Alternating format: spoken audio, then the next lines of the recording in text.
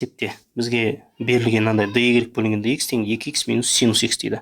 dy бөлінген dx деген сөз, значит, қандай да бір функцияның туындысы берілген. Сол бізге мына өрнекті береді дейді. 2x минус синус x-ке тең дейді.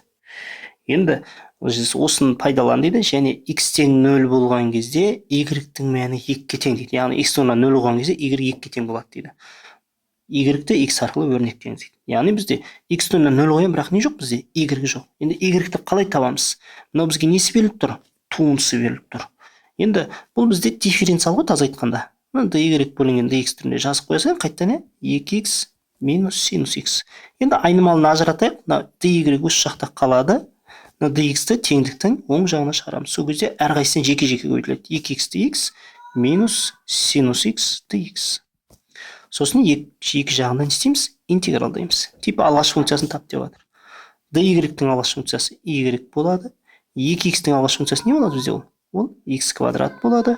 Синус x-тің алғаш функциясы минус косинус, мынаумен плюске айналады. Плюс косинус x плюс с. Міне, біз басты берілген функцияның алғашқы функциясын таптық.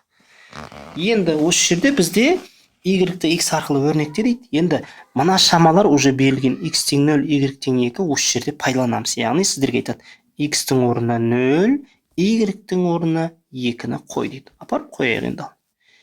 2 тең 0-дің квадраты плюс косинус 0 плюс с. Осы жерден табатын болсақ, косинус 0 нешеге тең болады ол бізде? 1-ге тең болады. Осы жерден с-ның мәнін табатын болсақ, с тең неше болады екен? 1-ге тең болады. Яғни 1-ді аяққа шығарсам 2-ден біраз айтылады. 0 жоқ болып кетеді. С-ның мәнін таптым. Сонда біздің жауабымыз, міне, жауабы с-ның мәнін апарып қоямыз. Y тең x квадрат плюс косинус x плюс 1. Яғни дербес шешімін тап деп тұрған екен бізге.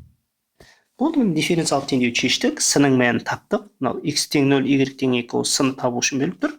Сосын жалпы жауапты мына түрде жазамыз.